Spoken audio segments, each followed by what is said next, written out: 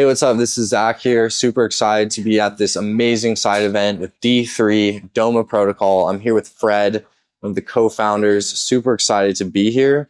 How are you doing today? Doing good, Zach. Thanks for having me.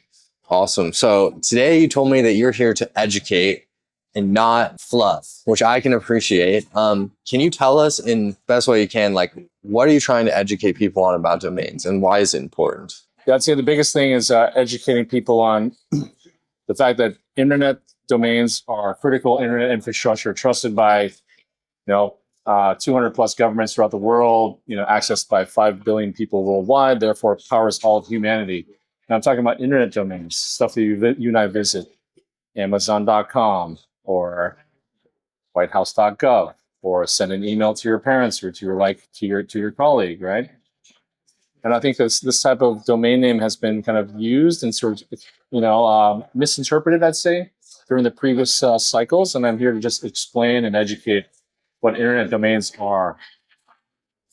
And what do you think people don't understand about internet domains that you wish they would, or that you want to educate them on? Yeah, we have sure. It's one of my favorite topics, actually. At home, we have a very, very clear policy on we like real Gucci, we don't like fake Gucci. Yeah. Otherwise, Web3 is all too often kind of come up with their own nomenclatures and just kind of relied on the masses to think it's real. So we like to focus on the real domains.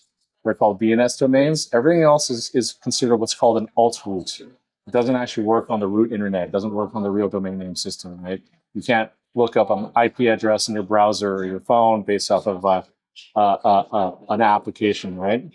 So I'm here to educate the fact that real domains, and then there's non-real domains. What would you say is an example of a non-real domain? Sure, anything that has like a single letter or single digit in extension, things like Zach.x.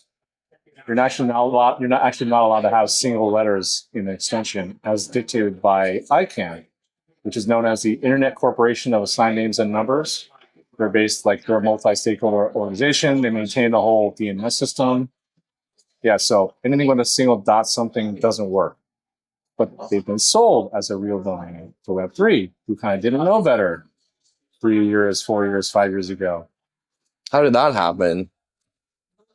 To be honest with you, I don't know. You would assume in any sort of industry, people kind of understand what like a fake Gucci versus a real Gucci is. No, I shouldn't say that. I visit some of those. We've all kind of walked down the streets of New York probably and still see some people kind of like dishing goods, and you kind of looks right, smells right, but it's not really real.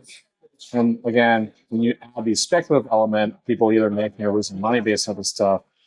People tend to believe, unfortunately, like wildfire, the kind of the story that they're fed and anything in time. Whereas, like I said, I'm here to kind of help look at it from another perspective. The stuff that works, the stuff that's real, the stuff that's been around and been working for like 30 or 40 years is what I deal with. And what I'd love to educate folks in your audience on, today. Awesome. I think you said something earlier that kind of caught my attention. You said like wallets are domains. Your domains could be wallets. Did I say that right? Yes. So to add even more confusion these days, alt-root domains years ago were sold as pretty much NFTs and wallet addresses. Now, if you look at a real domain today, let's just, for example, like map Zach.com. You can actually map that to your wallet address by turning on something called DNSSEC or DNS security and adding a DNS TXT record that you may do at like GoDaddy or Namecheap or what have you. In fact, DNS, which is a popular Web3 project, they've actually made these backward compatible bridges to the Web2 world by actually helping users set a DNS TXT record, right? If you own Zach.eth, right? And how do you see this kind of evolving going forward? And with fractionalization, these different things. Yeah. What does the future look like for domains? Is everyone's domain going to be fractionalized and basically trading so you can see the real-time value of it? So yeah, I'm glad you asked that. So fractionalization has a different meaning to different people, I'd say. Even with the domain industry, some people believe fractionalization means selling NFTs or sub NFTs of your domain. Mm-hmm. Some people like us feel that like, hey, you know what? To truly kind of take a domain name and chop it up into a bunch of pieces, the best model for that might be like an ERC20 or fungible token, right? Ultimately, what people are used to kind of buying and trading, speculating off of these days, right? So as you probably heard from the talk from Michael, we're excited to also educate folks on what, fractional launchpads for real domains means. It just means that basically you could take a domain name, like a real domain name, like I'm at Zach.com. Why do I keep on saying it? I love it. Zach, I need that domain. Zach.com. And immediately, once you fractionalize it, tokenize it on DOMA, you can create like a million or like 100 million token supply, fungible token supply on that asset, right? Obviously, the asset, the domain is locked. The smart contract is locked at the registrar, which we facilitate. But once it's locked, it's essentially custodialized, And I don't I'm not into, I don't know anything, although I've read interesting stories about, hey, custodializing houses on chain. Okay. Custodializing Rolex watches. Okay. Sounds like a lot of shipping and receiving and a poor guy in the warehouse. But the benefit of domain names is that they're digitally native to begin with, and they always have been ever since the 90s. So you kind of custodialize that. You have a trusted chain. You have a trusted partner that brings that to market. The rest, you allow people to buy, whether it's one token or even maybe like 1 million tokens or even more. And what they get is utility from day one. And they get a subdomain, right? Of like 1 or what have you. So we're really enhancing and trying to preach the value add and the baked in utility of domain names from day one. As much as we were talking about bringing this asset class on chain and doing stuff like selling, 1 million or more pieces of it. Do you expect this to kind of just catch on like wildfire? Like, because I think this is going to go very quickly in terms of adoption. Well, I go back to what Sam Altman from OpenAI posted about a year or two ago. Just put one word on the next post. It was chat.com. That was it. Now we can all visit, ChatGPT by simply visiting chat.com. I think everybody kind of understands and knows that these premium properties have a lot of value. They just don't know how to access it. Mm-hmm. Oh, they can't afford the whole thing. Yeah, I don't even know where to start. If I wanted to buy a chat.com or like I don't even know where to start. But maybe if they knew that especially within the Web3 circles with 400 million unique wallet addresses and people trading all kinds of stuff, including dog shit memes and all that stuff, maybe there could be a discovery process to buy a piece of something that's real. And if that happens, I think it's good for registrars who custodialize and hopefully get more business and more registrations of .coms and .xyzs or .ais, what have you, or even like .games. Good for registrars, which essentially are retail storefronts for domain names. It's good for domain owners or domain investors because they're like, hey, you know what? Now I can buy more land. Or maybe I sold a piece of my other land, got more liquidity, and now I can buy some more property. Right? Just like a real estate analogy. And of course, for end users, you're going to buy a piece of your favorite property. I don't want to buy a piece of like its waterfront property in Miami Beach or whatever, but I could probably buy something more accessible for a premium like virtual piece of land, like a chat.com in the future. When you think of like this tokenization model, how quickly will people be able to tokenize or fractionalize their websites or their domains? In a few minutes. A few minutes. Yeah, wow. You go to Mizu, mizu.xyz.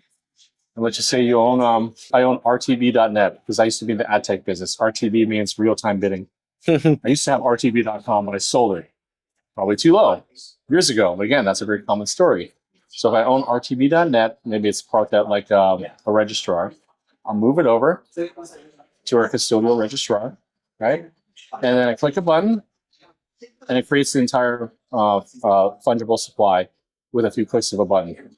Now, obviously, I have some minimum parameters, like I think RTB.net's worth at least several $100,000. Can it float to $1 million or more? Maybe. What my alternatives are, it's just going to be stuck in my wallet, or it's going to be stuck in my registrar account. Wouldn't I want to try at least some level of price discovery, or even maybe sell 5% or 10%, or even maybe all of my domains at my own discretion or my own terms, and get USDC or ETH in my wallet? Why wouldn't I? My domain is going to stay safe. I'm not relinquishing the ability to sell my domains from whatever, some Web1 company that comes around and wants to give me a big offer. It's really now on my terms, on my control, and ultimately about getting me more liquidity on my domain name, r2b.net. And will you be able to set like a minimum, like a listing token price? Or yeah. how do you kind of prevent, I guess, like market manipulation around prices of websites? Like, I don't know, like market makers coming in or different things like that. Or do you want that? Well, we get asking these questions from people who own premium domain names, right? As well. If I have a domain name, let's say Fred.com, which I obviously don't own Fred.com. I think it's a jewelry store. But let's just say I own Fred.com and I have done for 20, 25 years. My annual carrying cost is just $10, right, thereabouts on GoDaddy. So it's very, very small compared to the value of Fred.com. I may want to just try something more to get more eyeballs coming by my storefront, whether that storefront is a smart contract, whether it's me hosting a landing page powered by Mizu, right? And it's literally, you go to Fred.com, imagine instead of seeing like a jewelry store, maybe you see like literally like a hyperliquid like or kind of DEX like interface, very, very familiar with Web3. You know, all the kind of indicators to sort of drive people to kind of want to buy a piece of something real. And, you know, everybody has a trading view charts. Everybody has a buy and sell marker.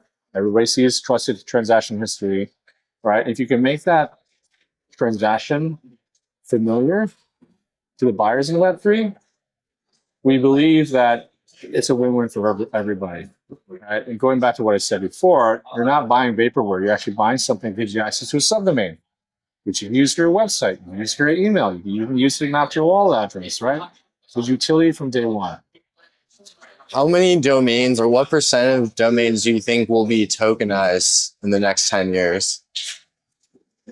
I'd say well over 100 million real domains, I think you'll see that us at D3 and DOMA being leading charge of that. And just to give you some context, there's just under 400 million real domains today, about 370 million real domains, including .com, .ai, .xyz and stuff. And to give you a frame of reference, back in 2010, there was about 150 million. So, wow, so it's growing very fast. The market's growing. How do you think AI could impact your business? We are starting to see AI help, spin logos for a domain name.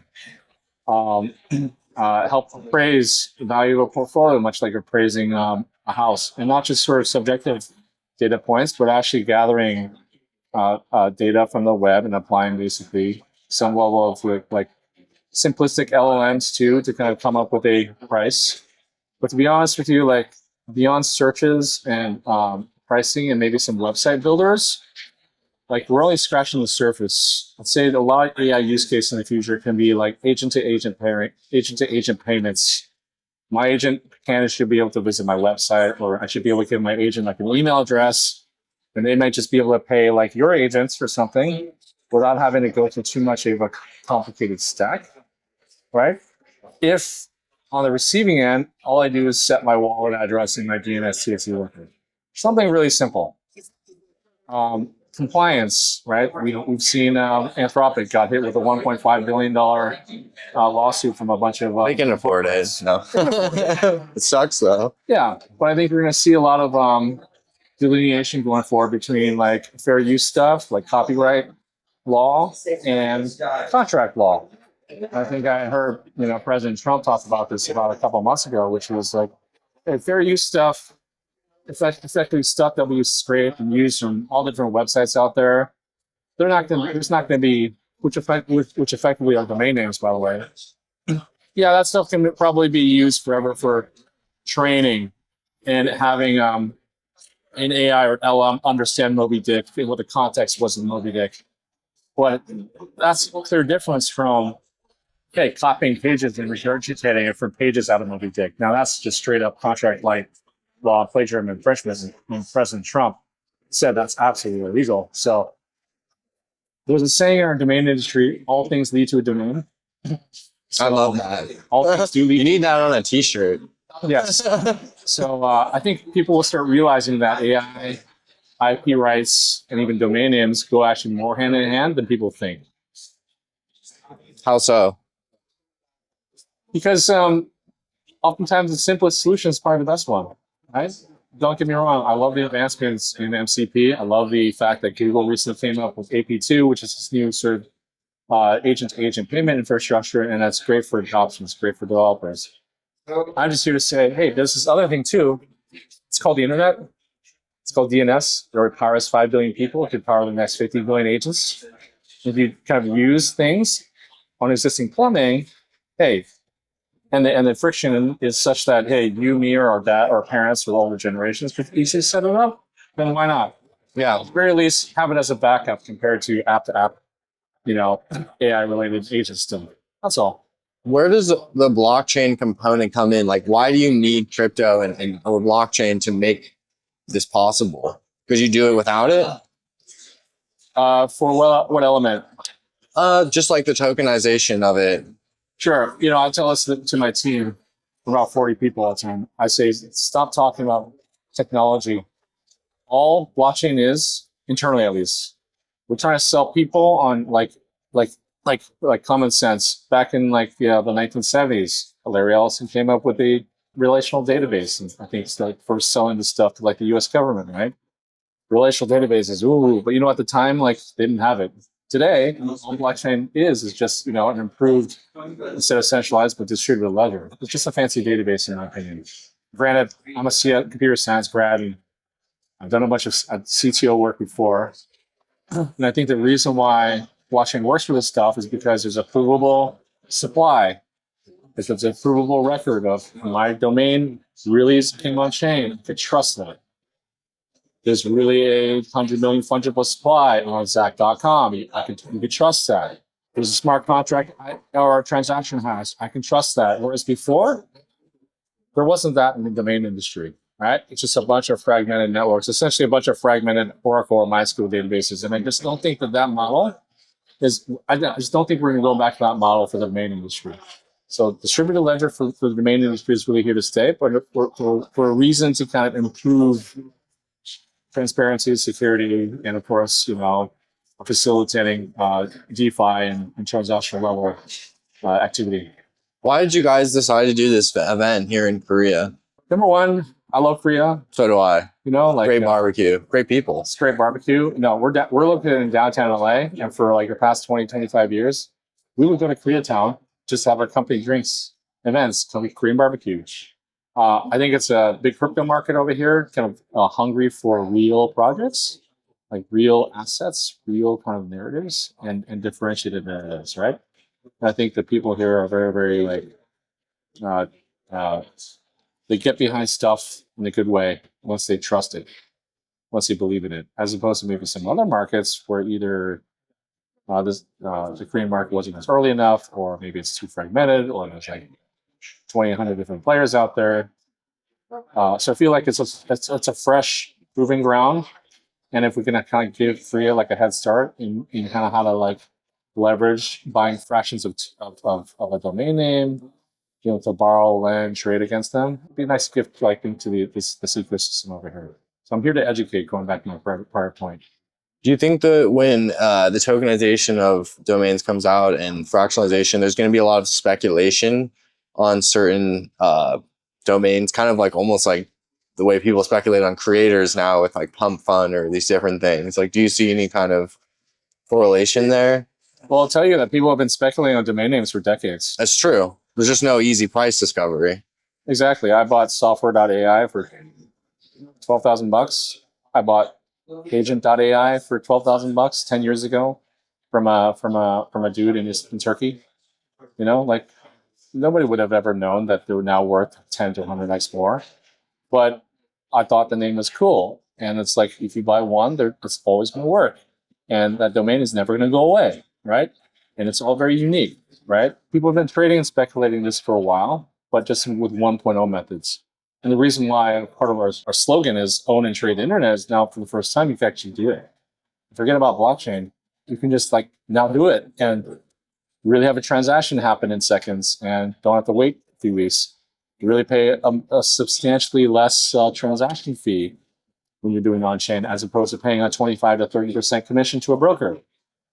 Taking, USDC now, as opposed to only paying for that whole or fraction of a domain name using Wire ACH credit card and having it not work on weekends. So it's like just a lot of reasons why I think blockchain makes sense for this stuff.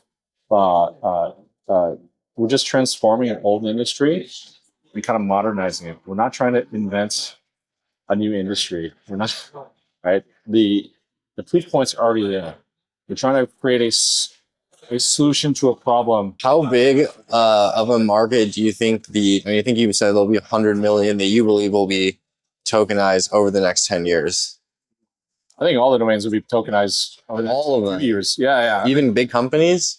Oh yeah, because I think that if you register a domain name at a registrar, just like they're keeping a record on their own internal databases, they'll also probably create a record on the blockchain as well, because their users are going to start demanding it.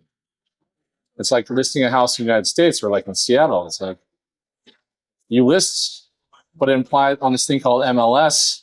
And once you do so, people don't even think about it anymore, because without MLS, at least in the States, you don't get the local and national exposure, and even global exposure. People in China literally look at properties in Seattle and in Southern California based off it being on the MLS. And if that didn't happen, the market would be much less in traditional real estate. And I think that market is what, $30 trillion or something like that. And global is even more. Yeah. Right. And the domain asset, to badge your question, there's just over 400 million of these things. It's about a $350 billion industry. Oh, it's going to grow. If you look at the asset class itself, I think easily could grow to a $2 trillion industry if you're putting these type of efficiencies. Is there any potential drawbacks you see to tokenizing it? Probably initial step. Like within the initial step, like in any market, there's going to be people who maybe are going to be early adopters, late adopters, and non-adopters at all. But I think people are smart. I think people ultimately will get to know, even like 70-year-old cab drivers that I'm seeing over here. They can operate like a phone, like a whiz. QR codes way better than folks I see like even in the United States. I think if you put if people are smart, everybody on this planet is smart. People who know and use connected devices, they'll get it. Especially when you kind of position it like you're trying to reduce friction, you're trying to help them make more money, right? And they can sort of tie their livelihood to it, kind of like with the Maslow's pyramid. I think people will pick it up pretty quickly. But there is going to be some level of early skepticism until the proof points are established. But I will say that this domain industry that I've been a part of for the past 25 years is you establish 3 success cases and show how people are making more money, they'll all fall in droves. I can already see it. When you talk, because you said they're having some builders coming in who are building on DOMA. What does that look like? Because I think it's open. Is it open source? Or how does that work? It's not an open source project, but basically blockchains are built in the open. We have a ton of docs available on docs.doma.xyz on the chain side. So if you're a registrar, if you're an end user, if you're a app developer, you can get going today. You can get going today, and we offer a ton of support, including our $1 million USC grant program called DOMA Forge. Tell me about the grant program. Yeah, teams who want to build on DOMA. What's exciting about our grant program and Web3 in general is because a lot of the developers are hungry for new, unique, trusted platforms to build on, right? There's only so many DEXs, there's only so many perps, there's only so many platforms you can effectively buy treasury yield, right? Awesome. Well, thank you so much for the great interview. I really appreciate it. Thanks, Zach. Thank you. Hey, what's up? But it's not something Gen Z is afraid of. If you want to survive, you got to build a house. Ladies and gentlemen. Rebecca's Gen Z Media House. Awesome. Well, thanks so much for joining us today.